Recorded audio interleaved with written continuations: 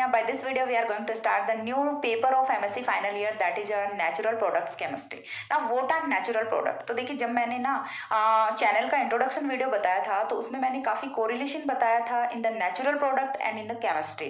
तो natural product है, उनकी केमिस्ट्री क्या होती है वो हमें यहाँ पे स्टडी करना है, डिटेल में स्टडी करेंगे। सो सबसे पहले नेचुरल प्रोडक्ट्स हम वो क्या होते हैं। तो नेचुरल प्रोडक्ट देखिए, नेचर में यदि हम बात करें तो दो टाइप के लिविंग ऑर्गेनिज्म वो प्रेजेंट होते हैं। One is plants and another is animals. ठीक है, दो टाइप के लिविंग ऑर्गेनिज्म होते हैं, प्लांट्स होते हैं, एनिमल्स होते हैं। एंड प्लांट्स और एनिमल्स में कौन कौन से ऐसे केमिकल कंपाउंड्स प्रेजेंट होते हैं जिनकी केमिस्ट्री का हमें स्टडी करना होता है, यानी कि लिविंग ऑर्गेनिज्म से ही मिलने वाले कंपाउंड्स हैं, उन्हीं को हम क्या बोल रहे होते हैं, नेचुरल प्रोडक्ट्स बोल रहे होते हैं। और नेचुरल प्रोडक्ट्स में जो भी हम यहाँ पे कंपाउंड्स का स्टडी करेंगे सारे के सारे कहाँ पे प्रेजेंट होते हैं, आइदर इन एनिमल्स और इन प्लांट्स। ठीक है, दोनों के अलावा और कहीं तीसरी जगह पे प्रेजेंट नहीं रहेंगे कोई भी नेचुरल प्रोडक्ट्स होते हैं वो। मोस्ट ऑफ जो नेचुरल प्रोडक्ट्स हैं वो कहाँ से हमें ऑब्टेन होते हैं, वो ऑब्टेन होते हैं बाय द प्लांट्स। ठीक है, तो हमें यहाँ से प्लांट से ऑब्टेन होने वाले कौन कौन से नेचुरल प्रोडक्ट होते हैं उनकी स्टडी है वो हमें करनी है। सो सबसे फर्स्ट टॉपिक है बुक का, वो हम यहाँ से स्टार्ट करेंगे बायोसिंथेसिस। सिलेबस है वो ऑब्वियस सी बात है, सभी को पता ही होगा, एमएससी फाइनल ईयर के स्टूडेंट हो तो सिलेबस है वो सभी को पता होता है। नहीं भी पता होता है तो साथ साथ में बता देती हूँ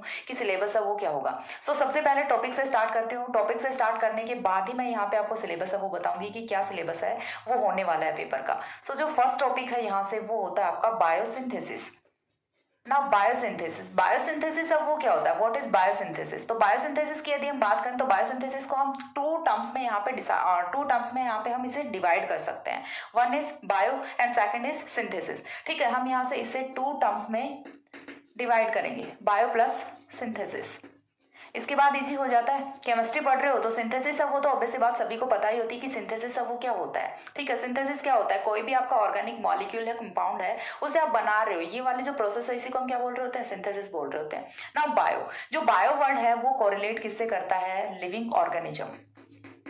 लिविंग ऑर्गेनिज्म, तो सिंपल सा डेफिनेशन क्या बोल सकते हो कि लिविंग ऑर्गेनिज्म में होने वाला जो सिंथेसिस है वो क्या होता है, बायोसिंथेसिस होता है। The synthesis processes that are involved presence of living organism are said to be biosynthesis. Biosynthesis यहाँ से क्लियर होता है। अब बायोसिंथेसिस है उसमें जो सबसे फर्स्ट टॉपिक आता है वो आता है मेटाबॉलिज्म। बायोसिंथेसिस की जितनी भी रिएक्शंस होती हैं उन्हें हम क्या बोलते हैं, मेटाबॉलिक रिएक्शंस बोलते हैं। और मेटाबॉलिक रिएक्शंस या फिर ये जो प्रोसेस होती है इसे हम क्या बोलते हैं, मेटाबॉलिज्म बोलते हैं। ठीक है, फर्स्ट जो पॉइंट है यहाँ से वो क्या होता है, मेटाबॉलिज्म होता है। Now what is metabolism. तो मेटाबॉलिज्म वो क्या होता है, देखिए सिंपल सा, ऐसी कोई भी प्रोसेस जो कि लिविंग ऑर्गेनिज्म में होती है। ठीक है, ऐसी कोई भी प्रोसेस, ऐसी कोई भी केमिकल प्रोसेस। ठीक है, ऑब्वियस सी बात है कि हम बात किसकी कर रहे हैं, केमिस्ट्री की बात कर रहे हैं, तो यहाँ पे जो भी प्रोसेस होने वाली होगी वो कौन सी होगी, केमिकल प्रोसेस होगी। तो ऐसा कोई भी केमिकल प्रोसेस जो कि लिविंग ऑर्गेनिज्म में होता है क्या होता है, मेटाबॉलिज्म होता है। और ये नेसेसरी किसके लिए होते हैं, necessary to maintenance of the life. ठीक है, that are necessary to the maintenance of life are said to be metabolism. Metabolism क्या होता है, any chemical processes that are involved in living organism and are necessary for the maintenance of life are said to be metabolic reactions और metabolism। ठीक है, तो metabolism है वो क्या होता है, यहाँ से the processes, the chemical processes occurring, the chemical processes occurring within the living organism, within the living organism or cells that are necessary for the maintenance of life, that are necessary for the maintenance of the life are said to be metabolism, are said to be metabolism. Concept है वो थोड़ा सा theoretical concept है, यहाँ से initially थोड़ा सा theoretical होगा। आफ्टर दैट यहाँ से जो केमिस्ट्री है वो भी हम स्टार्ट करेंगे, स्ट्रक्चर्स वगैरह हैं वो आएंगे और काफ़ी कॉम्प्लिकेटेड स्ट्रक्चर्स हैं वो आएंगे। लेकिन स्टार्टिंग में थोड़ा सा ये वाला जो वीडियो है ये पूरा का पूरा थ्योरी बेस्ड होने वाला है, ठीक है। सो यहाँ से आपको एक एक पॉइंट है वो अच्छे से समझना है। ये इंट्रोडक्शन है, तो यदि आपको ये समझ आ जाता है देन आपको नेचुरल प्रोडक्ट में कहीं भी प्रॉब्लम नहीं आएगी, ठीक है। आपको अच्छे से समझना है। ना देखिए, हमने मेटाबॉलिज्म की डेफिनेशन है वो लिखी है। मेटाबॉलिज्म की डेफिनेशन में हमने लिखा है द केमिकल प्रोसेसेस। जहां हम केमिस्ट्री की बात कर रहे हैं, हमें क्या पढ़ना है, नेचुरल प्रोडक्ट्स केमिस्ट्री पढ़ना है। तो केमिस्ट्री की बात कर रहे हैं तो यहाँ पे जितनी भी प्रोसेस होंगी वो सारी की सारी कौन सी होने वाली है, केमिकल प्रोसेस होने वाली है। और ऐसी कोई भी केमिकल प्रोसेस जो कि लिविंग ऑर्गेनिज्म में होती है, अकरिंग इन लिविंग ऑर्गेनिज्म और सेल्स, ठीक है। और वो नेसेसरी किसके लिए होती है, वो नेसेसरी होती है for the maintenance of life are said to be metabolism और मेटाबॉलिक रिएक्शंस, ठीक है। ये तो यहाँ से बात हुई मेटाबॉलिज्म की और मेटाबॉलिक रिएक्शंस की। अब जब भी कोई केमिकल रिएक्शन होती है तो उसका कुछ ना कुछ प्रोडक्ट इंटरमीडिएट है वो फॉर्म होता है। तो ऐसा ही कुछ मेटाबॉलिक रिएक्शंस में या फिर मेटाबॉलिज्म में भी होता होगा कि कोई ना कोई यहाँ से एंड प्रोडक्ट है या फिर इंटरमीडिएट है वो फॉर्म होता होगा। और यही जो इंपॉर्टेंट पॉइंट है ये हमें यहाँ से स्टडी करना है पूरे के पूरे नेचुरल प्रोडक्ट में, ठीक है। तो नेक्स्ट जो पॉइंट है यहाँ से वो यहाँ से आता है आपका मेटाबोलाइट्स। वो भी मेटाबॉलिज्म की डेफिनेशन से ही हम लेके आ रहे हैं, बट जो एक बार के लिए मैं यहाँ से जो हेडिंग है वो लगा देती हूँ मेटाबोलाइट्स, क्योंकि इंपॉर्टेंट है, हमें मेटाबोलाइट्स के बारे में ही स्टडी करना है। तो नेक्स्ट पॉइंट है मेटाबोलाइट्स। What are metabolites. तो मैंने बताया कि जब भी कोई केमिकल रिएक्शन होती है, जब भी कोई केमिकल प्रोसेस होती है तो उसका कोई ना कोई प्रोडक्ट होता है, एंड प्रोडक्ट होता है, इंटरमीडिएट होता है। तो यहाँ पे हम मेटाबोलाइट्स की डेफिनेशन में क्या लिखेंगे, the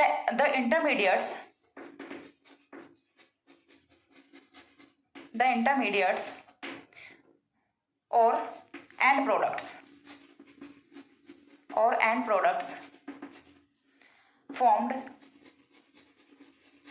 formed during the course of metabolic reactions or metabolism are said to be metabolites। ये है सबसे इंपॉर्टेंट पॉइंट जिसका कि हमें स्टडी करना है, are said to be metabolites.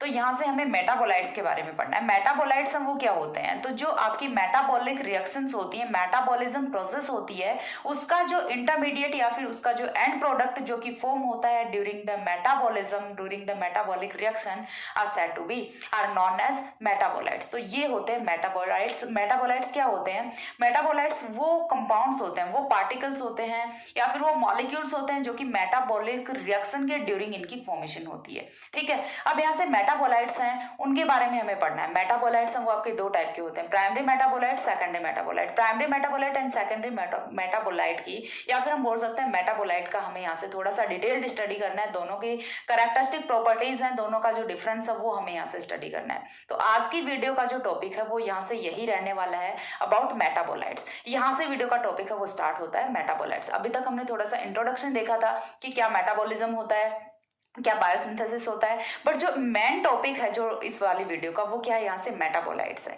ठीक है। मेटाबोलाइट्स के बारे में हमें यहाँ से पढ़ना है। तो मेटाबोलाइट्स है, उसकी डेफिनेशन हमने देख ली। अब इसके बाद हमें देखना है टाइप्स ऑफ मेटाबोलाइट्स। तो metabolites are of two types, ठीक है। नेक्स्ट पॉइंट यहाँ से क्या आएगा, metabolites are of two types.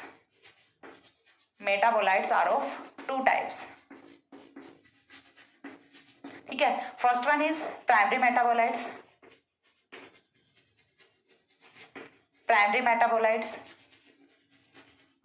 Second one secondary metabolites. काफी इजी सा कॉन्सेप्ट है, इस पेपर का बहुत ज्यादा हुआ रहता है कि पता नहीं क्या ही है इस पेपर में, बट काफी अच्छा पेपर है, काफी इजी है। Primary metabolites and secondary metabolites. ना what are primary metabolites, what are secondary metabolites. Metabolites का तो समझ आ गया, बट अभी तक कोरिलेशन कुछ भी नहीं बन रहा। अभी तक हम सिर्फ डेफिनेशन देख रहे हैं, समझ कुछ भी नहीं आ रहा है कि क्या हम पढ़ रहे हैं, क्या मेटाबॉलिज्म होता है, क्या मेटाबोलाइट्स होता है। लग रहा है हम कि हम बॉटनी या फिर जूलॉजी पढ़ रहे हैं, केमिस्ट्री जैसा तो कुछ लग ही नहीं रहा है। तो अभी लगेगा केमिस्ट्री जैसा। अभी मैं आपको टॉपिक से कोरिलेट कराती हूँ, जब हम एग्जाम्पल्स देखेंगे कि कौन से प्राइमरी मेटाबोलाइट्स होते हैं, कौन से सेकेंडरी मेटाबोलाइट्स होते हैं। तो प्राइमरी मेटाबोलाइट्स होते क्या हैं? इतनी देर से हम बोल रहे हैं मेटाबोलाइट मेटाबोलाइट, तो ये मेटाबोलाइट्स हैं, ये क्या होते हैं? बहुत ही इजी सी चीज यहाँ से मैं आपको बताने वाली हूँ कि मेटाबोलाइट्स क्या होते हैं। कार्बोहाइड्रेट्स के बारे में सभी ने सुना होता है, प्रोटीन्स के बारे में सभी ने सुना होता है, लिपिड्स के बारे में, फैटी एसिड्स, न्यूक्लिक एसिड्स, सारे के सारे क्या होते हैं? प्राइमरी मेटाबोलाइट्स होते हैं। अभी प्रॉब्लम, आधी प्रॉब्लम है वो आई थिंक सॉल्व हो गई होगी कि मेटाबोलाइट इतनी देर से जो हम बोल रहे थे वो अभी थोड़ा माइंड में इमेज बन गया कि हाँ ऐसा कुछ पढ़ने वाले हैं। ठीक है, तो हमारे यहाँ से सबसे जो पहले मेटाबोलाइट्स होते हैं वो क्या होते हैं? कार्बोहाइड्रेट्स होते हैं। प्राइमरी मेटाबोलाइट्स हैं वो कौन कौन से होते हैं? कार्बोहाइड्रेट्स होते हैं, अमीनो एसिड्स, अमीनो एसिड्स या फिर अमाइनो एसिड्स भी बोल सकते हैं। इनको हमने यहाँ पे कैसे लिखा है? हमेशा ही ए लिखते हैं। ए का मीनिंग यहाँ से क्या होता है? अमाइनो एसिड्स होता है या फिर अमीनो एसिड्स होता है। आफ्टर दैट प्रोटीन्स, जब अमाइनो एसिड्स आ गया तो प्रोटीन्स है वो तो ऑब्वियसली होने ही होने हैं क्योंकि proteins are polymers of amino acids. Then यहाँ से लिपिड्स, फैटी एसिड्स,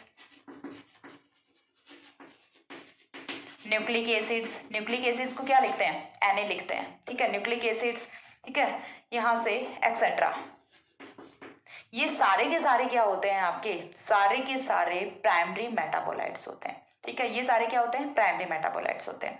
नाउ एक बार के लिए हम एग्जांपल्स देखते हैं सेकेंडरी मेटाबोलाइट्स के। तो सेकेंडरी मेटाबोलाइट्स हैं वो यहाँ से आपके क्या होते हैं? एंटीबायोटिक्स। ठीक है, एंटीबायोटिक्स और माइकोटॉक्सिन्स, माइकोटॉक्सिन्स। अभी भी कुछ नहीं समझ आया, प्राइमरी का तो क्लियर हो गया लेकिन सेकेंडरी का अभी भी कुछ नहीं समझ आया। देन यहाँ से देखो मैं थोड़ा सा और डिटेल में एग्जांपल बताती हूँ क्या होते हैं एंटीबायोटिक्स और माइकोटॉक्सिन्स। तो देखिए terpenoids, terpenoids, alkaloids, pigments, pigments, rubber, gum, sands. Okay, then यहां से आपका पिगमेंट्स हो गया, टर्पेनॉइड्स हो गया, एल्केलॉइड्स, स्टेरॉइड्स। ठीक है, ये सारे के सारे आपके क्या होते हैं? सेकेंडरी मेटाबोलाइट्स होते हैं। अब इनमें से मैं ये चीज बोल सकती हूँ कि सारे के सारे हैं वो आपने नाम नहीं सुने होंगे, बट लाइक आपका एल्केलॉइड्स है, पिगमेंट्स हैं, सैंड्स हैं, गम है, रबर है, ये सारे आपने जरूर सुने होंगे कभी ना कभी। ठीक है, ये सारे क्या होते हैं? सेकेंडरी मेटाबोलाइट्स होते हैं। अब प्राइमरी मेटाबोलाइट्स हैं वो हम ड्यूरिंग द बीएससी पढ़ चुके होते हैं। बीएससी में आपने कार्बोहाइड्रेट्स पढ़ा होता है, अमीनो एसिड्स पढ़ा होता है, प्रोटीन्स पढ़ा होता है, लिपिड्स पढ़ा होता है, फैटी एसिड्स पढ़ा होता है, न्यूक्लिक एसिड्स पढ़ा होता है।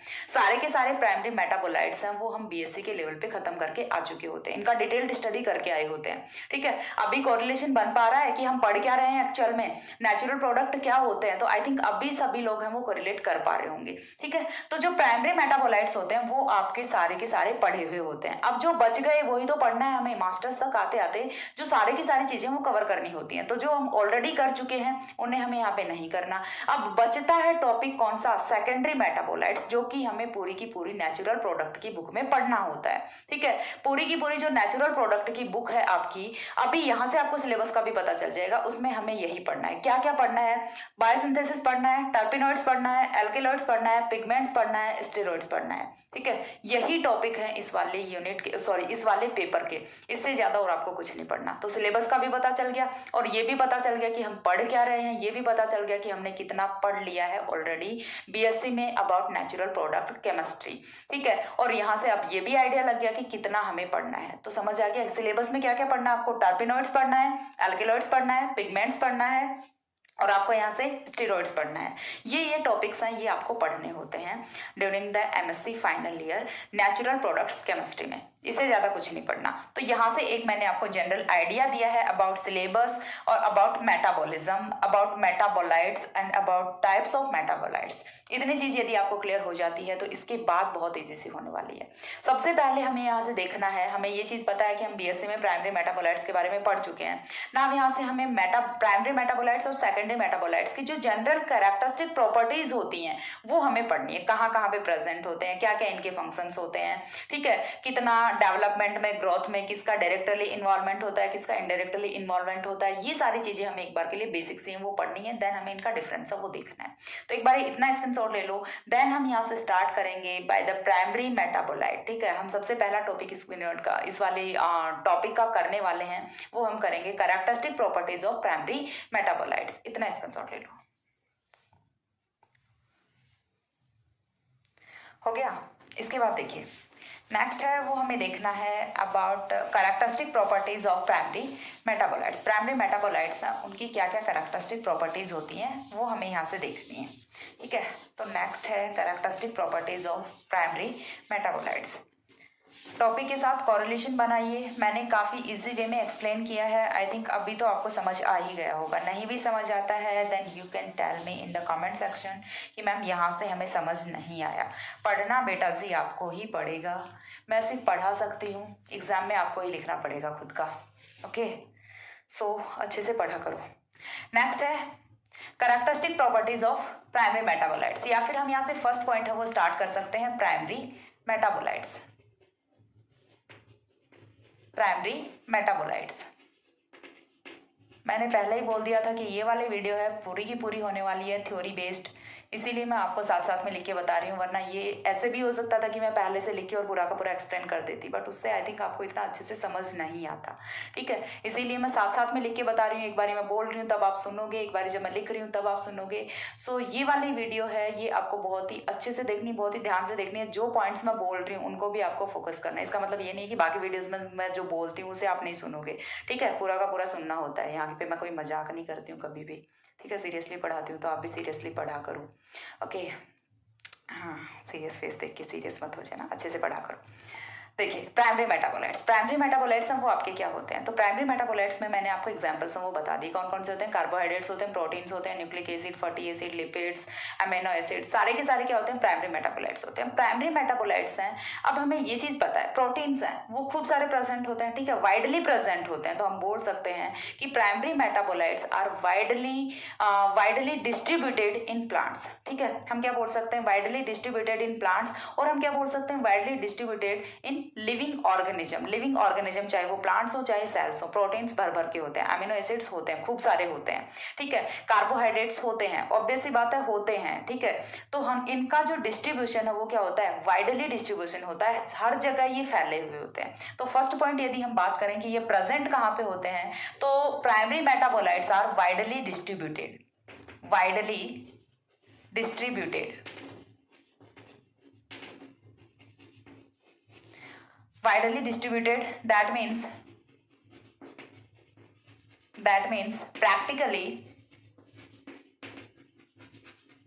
practically present in all living organisms,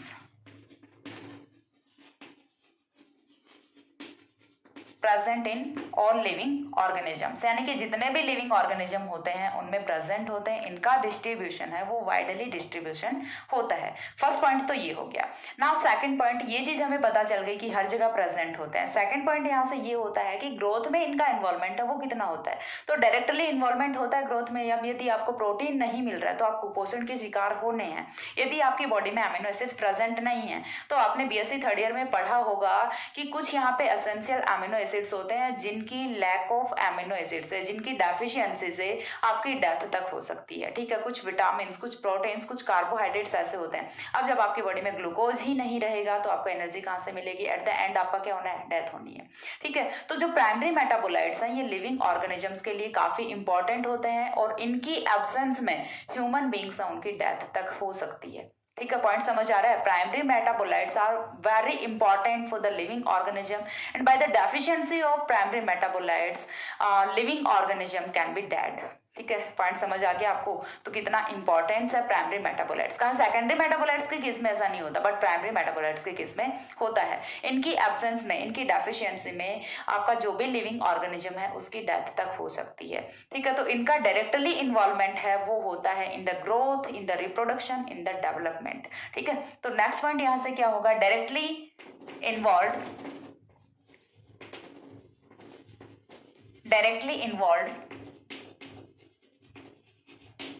in growth, in growth, development and reproduction.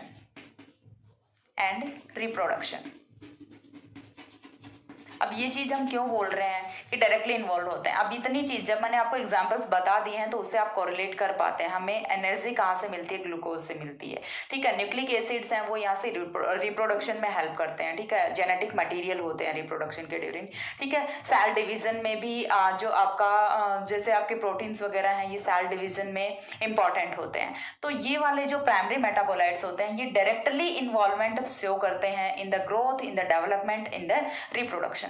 चीज समझ आ रही है यहाँ से। और यहाँ पे एक पॉइंट हम और भी लिख सकते हैं, बाय द एब्सेंस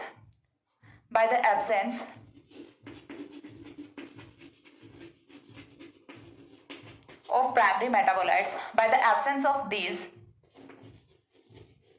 living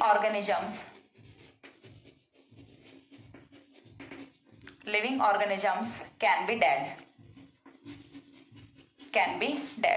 यहाँ से ये पॉइंट क्लियर हो गया। यदि इनकी एब्सेंस है, यदि प्राइमरी मेटाबोलाइट्स की एब्सेंस है या फिर डेफिशिएंसी है तो यहाँ से कोई भी आपका लिविंग ऑर्गेनिज्म है वो मर सकता है। इतनी चीज क्लियर हो गई। नाउ थर्ड पॉइंट यहाँ से क्या होगा कि जब ये वाइडली प्रेजेंट है, यहाँ से थर्ड पॉइंट यहाँ से क्या होता है, देखिए वाइडली प्रेजेंट है, वाइडली डिस्ट्रीब्यूटेड है तो लार्ज क्वांटिटी में प्रेजेंट होंगे, ठीक है। तो प्राइमरी मेटाबोलाइट्स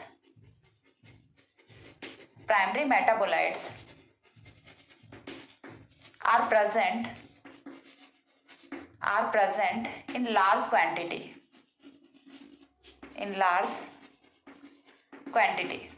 लार्ज क्वांटिटी में कैसे प्रेजेंट होते हैं। तो देखिए सिंपल सा है, हम एक एग्जांपल ले लेते हैं। हमने बोला कि कार्बोहाइड्रेट्स आर प्राइमरी मेटाबोलाइट्स, ठीक है। Carbohydrates are primary metabolites. अब हमें ये चीज पता है कि कार्बोहाइड्रेट्स हैं वो प्राइमरी मेटाबोलाइट्स होते हैं, तो हमें ये चीज जो करनी है यहाँ से, हमें ये चीज प्रूव करनी है कि लार्ज क्वांटिटी में प्रेजेंट होते हैं।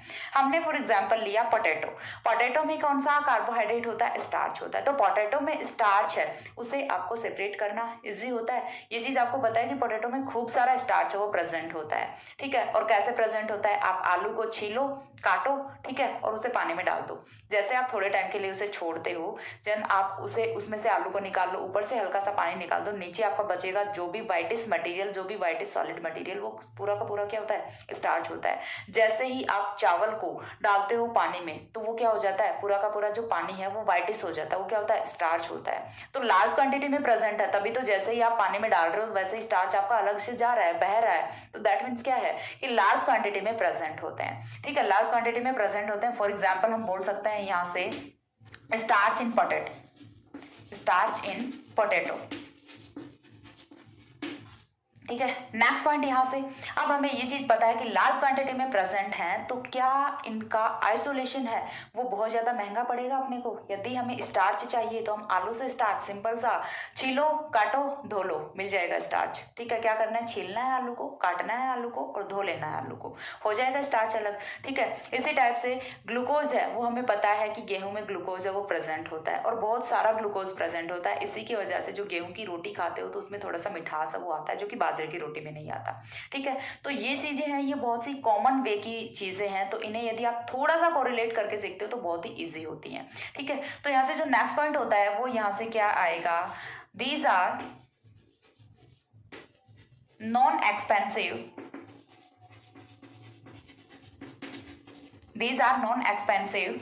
टू प्रोड्यूस,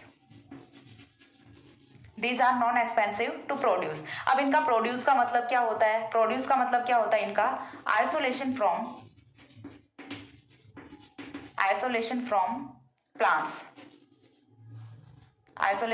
प्लांट्स, और जरूरी नहीं है कि हमेशा प्लांट्स ही हो, तो हम यहाँ से क्या बोल सकते हैं, और लिविंग ऑर्गेनिज्म, यानी कि नॉन एक्सपेंसिव होता है। यदि आपको इन्हें प्रोड्यूस करना है, इनका आइसोलेशन करना है लिविंग ऑर्गेनिज्म से, प्लांट्स से, तो ये काफी इजी होता है। इसके लिए आपको कोई बहुत ज्यादा पैसा नहीं बहाना पड़ता, ठीक है, कोई आपको बहुत ज्यादा खर्चा नहीं करना होता। वहीं यदि हम बात करें सेकेंडरी मेटाबोलाइट्स की, तो इसके लिए आपको अलग से डिफरेंट मेथड्स वो लगाने पड़ेंगे, जो कि हमारा यहाँ पे बहुत इजीली काम बन रहा है। सेकेंडरी मेटाबोलाइट्स के केस में आपको बहुत सारे मेथड्स वो लगाने पड़ते हैं हैं to isolate secondary metabolites to produce secondary metabolites. तो यहाँ से क्या बोल सकते हैं, these are non expensive to produce. इन्हें आपको यदि प्रोड्यूस करना है, इन्हें यदि आपको आइसोलेट करना है लिविंग ऑर्गेनिज्म से, तो उसके लिए आपको कोई बहुत ज्यादा खर्चा है वो नहीं करना होता है। ठीक है, नेक्स्ट पॉइंट यहाँ से आता है, और सिंपल सा इसका भी आप एग्जांपल क्या ले सकते हो, स्टार्च इन पोटैटो। यदि आपको पोटैटो से स्टार्च अलग करना है तो उसके लिए आपको कोई खास खर्चा नहीं करना। ठीक है, नेक्स्ट पॉइंट यहाँ से आता है, फिफ्थ पॉइंट, हाँ, primary metabolites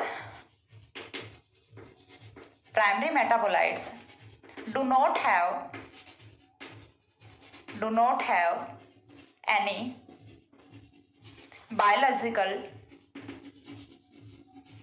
any biological or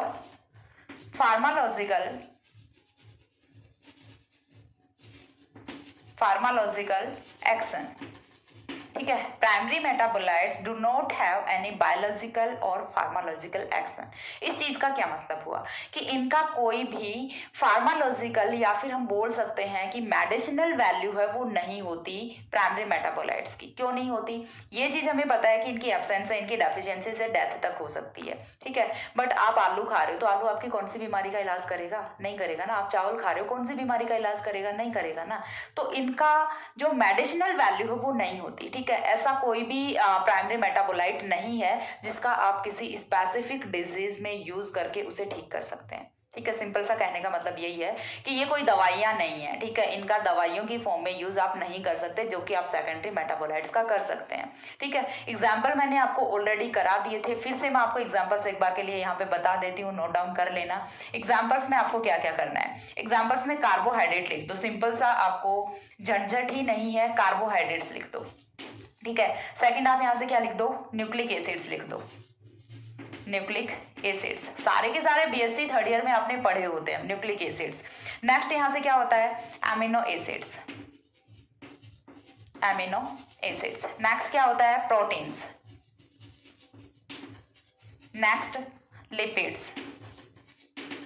next fatty acids, fatty acids. ठीक है, तो सारे के सारे आपके क्या होते हैं, प्राइमरी मेटाबोलाइट्स होते हैं। प्राइमरी मेटाबोलाइट्स के बारे में आप ऑलरेडी पढ़ चुके होते हैं, बट इनकी जो कैरेक्टरिस्टिक प्रॉपर्टीज हैं वो क्या क्या होती हैं वो मैंने आपको यहाँ पे डिस्क्राइब की हैं इन डिटेल। नेक्स्ट है वो हम करेंगे अबाउट सेकेंडरी मेटाबोलाइट्स। एक बार इतना स्क्रीनशॉट ले लो, हो गया। इसके बाद देखिए नेक्स्ट है वो हमें करना है सेकेंडरी मेटाबोलाइट्स। ना सेकेंडरी मेटाबोलाइट्स वो क्या होते हैं, प्राइमरी मेटाबोलाइट्स का हमने देखा है कि डायरेक्टली प्रेजेंट होते हैं इन लिविंग ऑर्गेनिज्म, बट जो सेकेंडरी मेटाबोलाइट्स होते हैं वो फ्री फॉर्म में प्रेजेंट नहीं होते। ठीक है, उनका जो डेरिवेशन है वो किससे होता है, प्राइमरी मेटाबोलाइट से होता है। तो हम बोल सकते हैं कि यहाँ से derived from secondary metabolites are derived from primary metabolites. ठीक है, तो यहाँ से हम क्या बोल सकते हैं सेकेंडरी मेटाबोलाइट्स के बारे में। तो फर्स्ट ऑफ ऑल तो हमें लिखना है सेकेंडरी मेटाबोलाइट्स, सेकेंडरी मेटाबोलाइट्स। ना सेकेंडरी मेटाबोलाइट्स के हमें सारे के सारे पॉइंट्स पढ़ने हैं जो कि हमने प्राइमरी मेटाबोलाइट्स के किए हैं। तो सबसे फर्स्ट पॉइंट है वो हमें किसके बारे में करना था, अबाउट डिस्ट्रीब्यूशन, कि कहाँ कहाँ पे प्रेजेंट होते हैं। तो इनका जो डिस्ट्रीब्यूशन है वो लिमिटेड डिस्ट्रीब्यूशन होता है। जैसा कि हम पहले बोल चुके हैं कि ये वाले जो मेटाबोलाइट्स हैं इसके एग्जाम्पल आपने देखे हैं। जैसे सबसे सिंपल एग्जाम्पल है वो आप एल्केलॉइड का ले लो, एल्केलॉइड से आप कोरिलेट कर पाओगे। अब एल्केलॉइड है वो हर जगह तो प्रेजेंट नहीं होते ना, ऐसा तो नहीं है कि सारे के सारे जो लिविंग ऑर्गेनिज्म है, जैसे हम बात करें कि कार्बोहाइड्रेट्स की, तो कार्बोहाइड्रेट्स हैं वो ह्यूमन बॉडी में भी प्रेजेंट होते हैं, वो किसी अदर एनिमल की बॉडी में भी प्रेजेंट होते हैं, वो प्लांट्स में भी प्रेजेंट होते हैं, यानी कि सारे के सारे जो लिविंग ऑर्गेनिज्म है उनमें प्रेजेंट होते हैं। बट वहीं यदि हम बात करें एल्केलॉइड्स की, तो एल्केलॉइड्स का जैसे हमने एग्जांपल ले लिया, निकोटीन ले लिया। ठीक है, निकोटीन ले लिया, कोनैन ले लिया, कैफीन ले लिया, सारे के सारे किसके एग्जाम्पल्स होते हैं, एल्केलॉइड्स के एग्जाम्पल होते हैं। तो एल्केलॉइड्स हैं वो एक जो स्पेशल टैक्सोनॉमिक ग्रुप होता है उसी में प्रेजेंट होते हैं। जैसे निकोटीन की यदि हम बात करें तो निकोटीन है वो जैसे आपका धतूरा होता है, तंबाकू होता है, उन्हीं में प्रेजेंट होता है। ऐसा तो नहीं है ना कि नीम में जाके आप देखोगे और नीम में आपको निकोटीन मिल जाएगा। ठीक है, या फिर आप जाके देख रहे हो आम के पेड़ में निकोटीन मिल जाएगा, नहीं मिलेगा ना। तो वो एक रेस्ट्रिक्टेड उनका डिस्ट्रीब्यूशन होता है। ठीक है, रेस्ट्रिक्टेड डिस्ट्रीब्यूशन होता है, या फिर हम बोल सकते हैं कि लिमिटेड डिस्ट्रीब्यूशन होता है, और एक रेस्ट्रिक्टेड टैक्सोनॉमिक ग्रुप तक ही इनका डिस्ट्रीब्यूशन है वो होता है।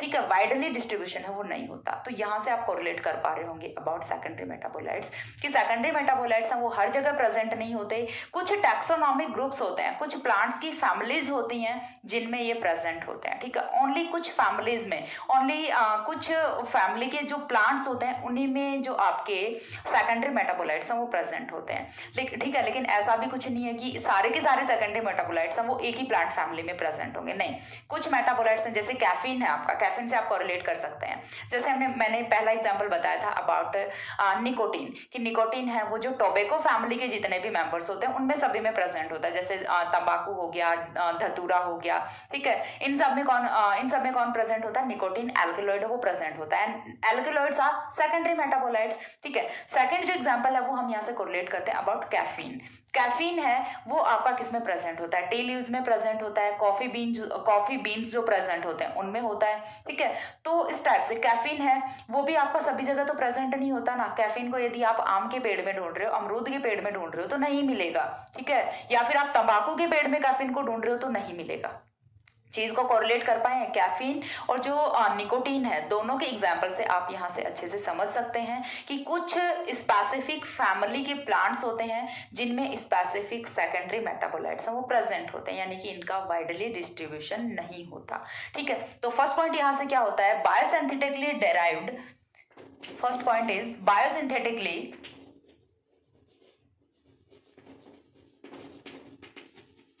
derived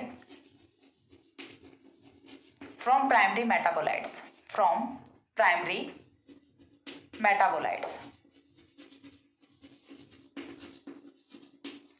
नॉट वाइडली डिस्ट्रीब्यूटेड, ठीक है, या फिर हम इसे बोल सकते हैं रेस्ट्रिक्टेड डिस्ट्रीब्यूशन, रेस्ट्रिक्टेड, या फिर हम बोल सकते हैं more limited distribution, more limited distribution, more limited distribution present in some specific taxonomic groups, या फिर हम बोल सकते हैं restricted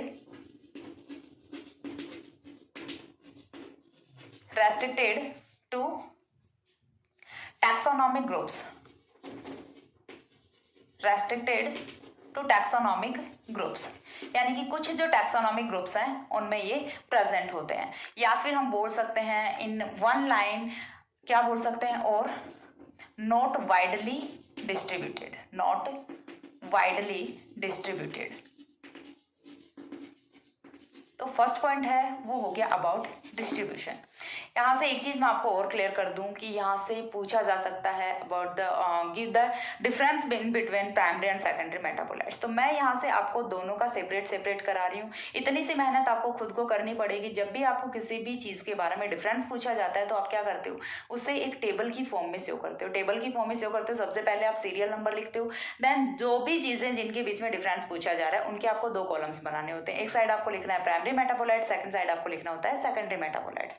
दोनों के बीच में लाइन खींचो, अच्छी सी टेबल बनाओ, और देन यहाँ से जो भी पॉइंट्स लिखा रही हूँ वो ऐसे के ऐसे आपको टेबल की फॉर्म में लिख देने। पॉइंट्स आपको चेंज नहीं करने, उन्हें सिर्फ टेबल की फॉर्म में लिखना होता है। तो यदि डिफरेंस पूछा जाता है तो आपको उस वे में लिखना होता है, ना कि इस वे में। वो ज्यादा इफेक्टिव यहाँ से रिप्रेजेंटेशन होता है। जब भी आपका डिफरेंस पूछा जाता है तो जो टेबल रिप्रेजेंटेशन होता है वो मोर इफेक्टिव रिप्रेजेंटेशन होता है in compare to theoretical representation. तो ये चीज यहाँ से क्लियर है। तो आपको जो डिफरेंस है दोनों का वो खुद से करना होगा। मैं यहाँ से आपको पॉइंट्स वो अच्छे से समझा रही हूँ। तो फर्स्ट पॉइंट हो गया अबाउट डिस्ट्रीब्यूशन। सेकंड पॉइंट है हमने वो क्या पढ़ा था प्राइमरी मेटाबोलाइट्स में। सेकंड पॉइंट है वो हमने पढ़ा था कि इनका जो ग्रोथ में इन्वॉल्वमेंट है वो कैसा होता है। तो प्राइमरी मेटाबोलाइट्स हैं वो डायरेक्टली इन्वॉल्व थे in growth, reproduction and development. अब यहाँ से आप मेरे को सिंपल सा देख के बता दो कि कैफीन का कर लेते हैं। कैफीन है वो कौन से ग्रोथ में इन्वॉल्व होता है? नहीं होता, ठीक है। कैफीन है वो कोई ग्रोथ में इन्वॉल्व नहीं होता। कैफीन है वो कोई डेवलपमेंट में इन्वॉल्व नहीं होता। कैफीन है वो आपका कोई रिप्रोडक्शन में इन्वॉल्वमेंट शो नहीं करता है, ठीक है। सेम वे में आप ले सकते हैं यहाँ से कैफीन है वो आपका कोई भी जैसे आपका निकोटीन है वो कोई भी ग्रोथ में इन्वॉल्वमेंट शो नहीं करता है, ठीक है। ये क्या होते हैं? ये स्टिमुलेशन होते हैं। ये कुछ जो बॉडी के पार्ट्स होते हैं उनको स्टिमुलेट करते हैं, ठीक है। बाकी इनका ग्रोथ में कोई इन्वॉल्वमेंट नहीं होता। तो सेकंड पॉइंट है वो किसके बारे में आता है? About growth. तो यहाँ से क्या होगा? Not involved in growth development and reproduction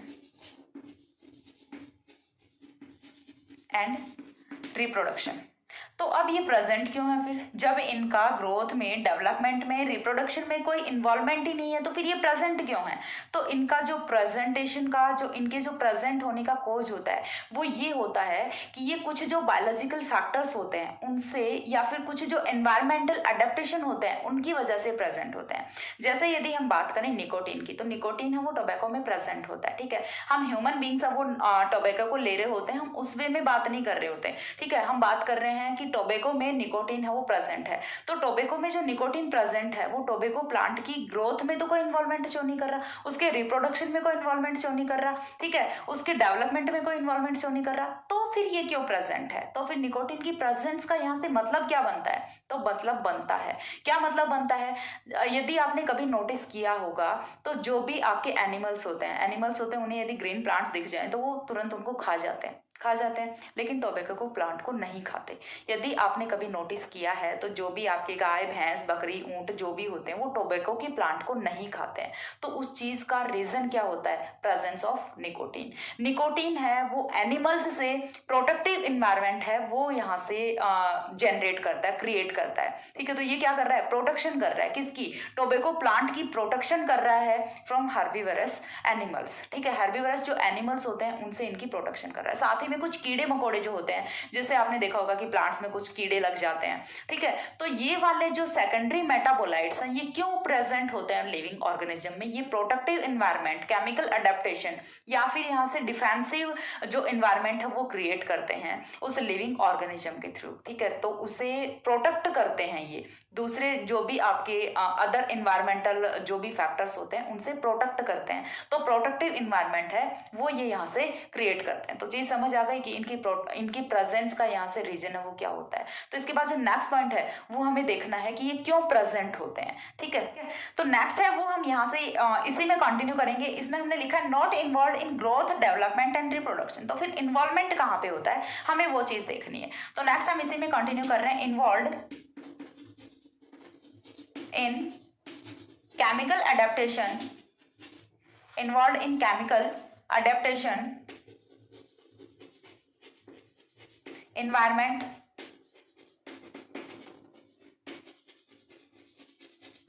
environment, protective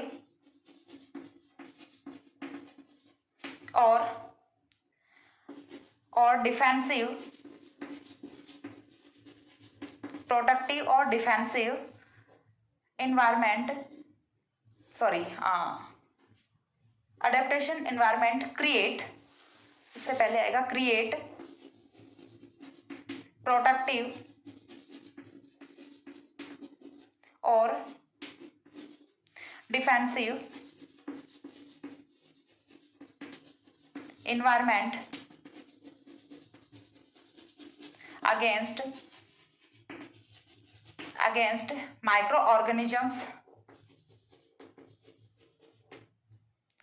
microorganisms, insects और हायर हर्बीवरस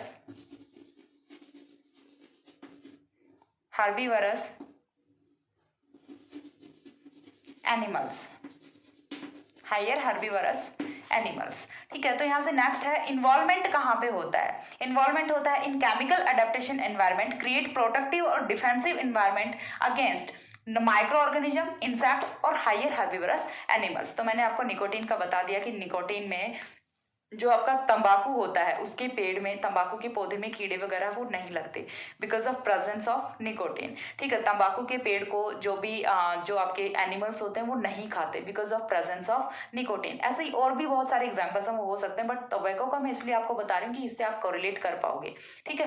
नेक्स्ट है वो हमने यहाँ से लिखा था अबाउट प्रोडक्शन, ठीक है, कि हम इसे प्रोड्यूस कैसे कर सकते हैं। तो उसका जो प्राइमरी मेटाबोलाइट्स है उनका जो प्रोड्यूस है, उनका प्रोड्यूस करना है या फिर उनका आइसोलेशन है, वो यहाँ से बिल्कुल इजी सा काम था, एक्सपेंसिव नहीं था, बट ये वाला एक्सपेंसिव होता है, ठीक है। तो यहाँ से क्या होगा? सेकेंडरी मेटाबोलाइट्स, थर्ड पॉइंट क्या होगा? सेकेंडरी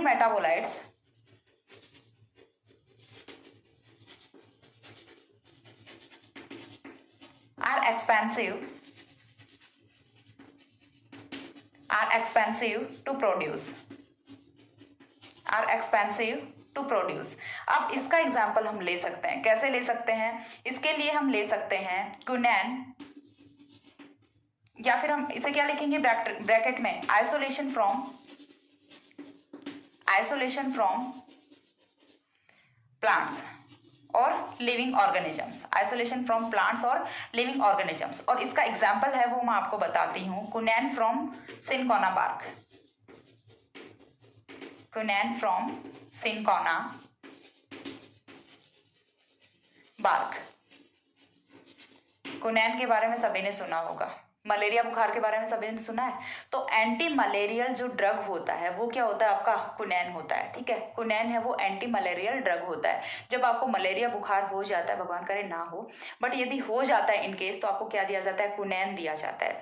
क्विनैन है वो कहाँ से ऑब्टेन होता है, वो जो सिनकोना नाम का आपका जो पेड़ होता है उसकी छाल से। ठीक है, सिनकोना नाम का जो पेड़ होता है उसकी छाल से क्विनैन है उसे बनाया जाता है। तो ऐसा तो नहीं है ना कि उसमें डायरेक्टली आपने क्विनैन को खा लिया, ठीक है, या फिर आपने डायरेक्टली सिनकोना की छाल को खा लिया तो आपका मलेरिया बुखार ठीक हो जाएगा। ठीक है, उससे उसकी जो मेडिसिन है वो बनाई जाती हैं, तो उसके लिए आइसोलेशन प्रोसेसेस हैं वो लगाए जाते हैं, और इस आइसोलेशन प्रोसेस को लगाने के लिए ये वाला थोड़ा सा एक्सपेंसिव पड़ता है। ठीक है, ऐसा नहीं है कि डायरेक्टली आपने खा लिया बार्क को और आप ठीक हो गए। ठीक है, तो इस पे कुछ आइसोलेशन के लिए कुछ प्रोसेसेस हैं वो लगाई जाती हैं, और ऐसा भी नहीं है कि सिनकोना बार्क में सिर्फ भर भर के जैसे आलू में स्टार्च प्रेजेंट था वैसे सिर्फ क्विनैन ही प्रेजेंट होता है, ऐसा भी नहीं होता। तो इनका आइसोलेशन है वो थोड़ा सा एक्सपेंसिव होता है in compare to primary metabolites. ठीक है, तो ये चीज भी समझ आ गई आपको यहाँ से। Secondary metabolites are expensive to produce और आइसोलेशन फ्रॉम प्लांट्स। इसके बाद जो नेक्स्ट पॉइंट यहाँ से आता है वो क्या होगा, हमने प्राइमरी मेटाबोलाइट्स में क्या लिखा था, प्रेजेंट इन लार्ज क्वांटिटी। ठीक है, तो ये क्या होता है, present in small quantity, small quantity में प्रेजेंट होते हैं। ये चीज आप कोरिलेट कर भी पा रहे हैं क्योंकि मैंने आपको बहुत से एग्जांपल्स ऐसे बताए हैं। अब जब बहुत सारे टी लीव्स को कलेक्ट किया जाता है तो वहां से जाके थोड़ा बहुत आपको कैफीन है वो मिलता है। ठीक है, अब ये तो नहीं है ना कि जब आप चाय पी रहे हो तो उसमें पूरा का पूरा कैफीन ही प्रेजेंट होता है, और भी तो बहुत सारे कंपोनेंट्स हैं वो प्रेजेंट होते हैं। तो इनका जो प्रेजेंस है वो बहुत ही स्मॉल होता है। ठीक है, प्रेजेंट इन स्मॉल क्वांटिटी। तो नेक्स्ट पॉइंट क्या होगा यहाँ से, present in small quantity, present in small quantity. उसके बाद जो नेक्स्ट पॉइंट है वो हमने लिखा था प्राइमरी मेटाबोलाइट्स में कि सिंपल इन नेचर। ठीक है, प्राइमरी मेटाबोलाइट्स वो नेचर में सिंपल होते हैं, ये चीज हमें पता है। कार्बोहाइड्रेट्स उनकी नेचर कौन सी, यहाँ से कॉम्प्लेक्स नेचर होती है, सिंपल सी नेचर होती है। लाइक प्रोटीन्स की भी सिंपल नेचर होती है, but these are complex in nature. ठीक है, यहाँ पे हम क्या लिखेंगे, complex in nature, complex in nature. इसके बाद नेक्स्ट पॉइंट है वो यहाँ से क्या होता है, कहीं ये पॉइंट छूट तो नहीं गया था प्राइमरी मेटाबोलाइट्स में? प्राइमरी मेटाबोलाइट्स में यदि छूट गया है तो लिख लेना, primary metabolites are simple in nature and secondary metabolites are complex in nature. ठीक है, इतना हो गया। इसके बाद जो नेक्स्ट पॉइंट था वो यहाँ से क्या था, फार्मालॉजिकल एक्शन। फार्मालॉजिकल एक्शन के बारे में प्राइमरी मेटाबोलाइट्स वो न्यूट्रल थे, उनके पास में कोई फार्मालॉजिकल एक्शन नहीं था, बट इनका होता है। ठीक है, इनका मेडिसिनल वैल्यू होता है इन वाले प्लांट्स का, और उसके लिए हमने एग्जाम्पल है वो लिखा भी हुआ है, क्विनैन है उसका मेडिसिनल वैल्यू होता है। Quinine is an antimalarial drug. ठीक है, तो क्विनैन और ओनली एंटी मलेरियल ड्रग होता है, सिर्फ इसी से आपका मलेरिया वो ठीक हो सकता है, बाकी किसी चीज से नहीं हो सकता। ठीक है, तो इनका फार्मालॉजिकल एक्शन या फिर बायोलॉजिकल एक्शन होता है। तो सेकेंडरी मेटाबोलाइट्स हैव फार्मालॉजिकल एक्शन और बायोलॉजिकल एक्शन। ठीक है, तो नेक्स्ट पॉइंट यहाँ से क्या होगा, आई थिंक नीचे का नहीं दिखेगा, मैं पीछे जाके कैमरा सेट कर दूंगी, एक बार के लिए लिख लेती हूँ। ठीक है, सेकंड नेक्स्ट पॉइंट यहाँ से क्या होगा, साथ में बोल रही हूँ सुन के लिख लेना। यहाँ से क्या होगा, these have pharmacological action,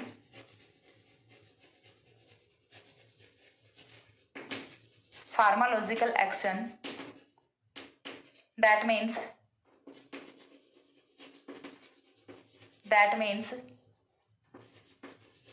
having medicinal value, that means having medicinal value. ठीक है, और इसका जो एग्जाम्पल है वो हम क्या लिखेंगे, क्विनैन। एग्जाम्पल है वो हमें क्या लिखना है, क्विनैन, QUININE, क्विनैन। और इसके आगे हम क्या लिखेंगे, एंटी मलेरियल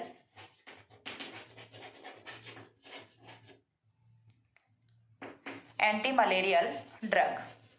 क्या क्विनैन है वो आपका क्या होता है, एंटी मलेरियल ड्रग होता है। इन द सेम वे हम बोल सकते हैं विनक्रिस्टिन और विनब्लास्टिन, आपने सभी ने सुना हुआ होगा, ये तो 10th स्टैंडर्ड की बात होती है। विनक्रिस्टिन और विनब्लास्टिन जो कि आपके प्रेजेंट होते हैं, दोनों के दोनों एल्केलॉइड होते हैं। विनक्रिस्टिन और विनब्लास्टिन दोनों ही एल्केलॉइड होते हैं। प्रेजेंट किस में होते हैं, सदाबहार का जो पौधा होता है उसमें प्रेजेंट होते हैं, जो कि एंटी कैंसर एजेंट होते हैं। ठीक है, तो इस टाइप से बहुत से आपके एल्केलॉइड्स होते हैं जो कि प्रेजेंट होते हैं प्लांट्स में, और यूज होता उनका मेडिसिनल यूज होता है। जैसे कि हमने क्विनैन का देखा, मलेरिया ड्रग होता है, वैसे हम बोल रहे हैं कि विनक्रिस्टिन और विनब्लास्टिन वो सदाबहार के पौधे में प्रेजेंट होते हैं और एंटी कैंसर एजेंट होते हैं, एंटी कैंसर ड्रग होती हैं। ठीक है, तो बहुत से एल्केलॉइड होते हैं जिनका कि यहाँ से, अब यदि आप बोलोगे कि मैम जो आपका निकोटीन होता है उसका तो यहाँ से कोई यूज नहीं है, मेडिसिनल यूज नहीं है। ठीक है, जैसे आपका कॉफी होता है तो उसका तो कोई मेडिसिनल यूज नहीं है। तो हाँ, उनके मेडिसिनल यूज नहीं है, बट वो क्या होते हैं, वो स्टिमुलस होते हैं। उनका वो क्या करते हैं, हमारे नर्वस सिस्टम का स्टिमुलेशन करते हैं, एक बार के लिए एक्टिव कर देते हैं। जैसे ही आप चाय या फिर कॉफी पीते हो तो आप में थोड़ी एनर्जी आ जाती है, तो वो क्या होता है, वो क्या कर रहे हैं, स्टिमुलेशन दे रहे हैं। ठीक है, स्टिमुलेशन दे रहे हैं किसको, नर्वस सिस्टम को, तो जिससे हमारा जो नर्वस सिस्टम है वो थोड़े टाइम के लिए थोड़ा एक्टिव हो जाता है, तो वो स्टिमुलेशन का काम करते हैं। और कुछ जो ड्रग होते हैं, अब सबका काम एक जैसा तो नहीं होता। ठीक है, एक ही फैमिली में कुछ मेंबर्स हैं जिनका काम बहुत अच्छा होता है और एक ही फैमिली में कुछ मेंबर्स हैं जिनका काम बहुत बुरा भी होता है। ठीक है, कुछ तो बहुत पॉजिटिव होते हैं, कुछ बहुत नेगेटिव होते हैं, तो वैसा ही कुछ यहाँ पे भी होता है एल्केलॉइड्स के साथ में भी। एल्केलॉइड्स में भी जो आपका क्विनैन है वो तो मलेरिया को ठीक कर रहा है, वहीं टोबैको वो दूसरों के फेफड़े जला रहा है। ठीक है, तो ये तो फिर पर्सन टू पर्सन वैरी करेगा ना, ये तो फिर एल्केलॉइड टू एल्केलॉइड, या फिर ये तो जो आपका हम बोल सकते हैं कि कंपाउंड टू कंपाउंड वैरी करेगा कि उसका फंक्शन क्या है। बट यदि हम ओवरऑल लेके चलें तो ओवरऑल यहाँ से क्या हो रहा है कि ये वाले जो प्लांट्स हैं इनका मेडिसिनल यूज होता है। ठीक है, तो ये थे आपके सेकेंडरी मेटाबोलाइट्स। अब इसके आगे हमें क्या पढ़ना है, तो इसके आगे हमें पढ़ना है अबाउट सेकेंडरी मेटाबोलाइट्स। और सेकेंडरी मेटाबोलाइट्स में टर्पेनॉइड्स हैं, वो आपके सबसे पहले सेकेंडरी मेटाबोलाइट्स आते हैं। टर्पेनॉइड्स आपको पढ़ने हैं, स्टेरॉइड आपको पढ़ने हैं, एल्केलॉइड आपको पढ़ने हैं और पिगमेंट आपको पढ़ने हैं। यही आपको पढ़ना है पूरी की पूरी नेचुरल प्रोडक्ट की बुक में। तो बहुत ज्यादा हार्ड बुक नहीं है, बस थोड़ा सा अभी तक जो आपने चीजें पढ़ी थी उससे डिफरेंट है। अभी तक जो आप सिंथेसिस वगैरह करते हो, ऑर्गेनिक सिंथेसिस फर्स्ट है, ऑर्गेनिक सिंथेसिस सेकंड है, हेट्रोसाइक्लिक कंपाउंड है, तो ये वाली चीजें आप इनके साथ थोड़ा कोरिलेट कर पाते हो। बट ये वाला थोड़ा सा डिफरेंट टॉपिक है केमिस्ट्री में, बट इसके साथ भी आप कोरिलेट कर पाओगे। जैसा कि अभी मैंने आपको बताया था, अच्छे से समझाया था कि आप ऑलरेडी बहुत सारा नेचुरल प्रोडक्ट पढ़ के आ चुके हैं, तो अब आई थिंक आपको कोई प्रॉब्लम नहीं होगी। बहुत ही ईजी वे में आगे भी एक्सप्लेन करने वाली हूँ। वीडियोज हैं उनकी फ्रिक्वेंसी ठीक रखने की कोशिश करूंगी, एंड आप लोगों का काम है सिर्फ पढ़ना। नेक्स्ट मिलते हैं दूसरे वीडियो में, तब तक के लिए सी या, have a good day, thanks for watching. Camera ठीक कर देती हूँ, दिख रहा है सभी को, स्क्रीनशॉट ले लो जल्दी से। Okay, bye, good night.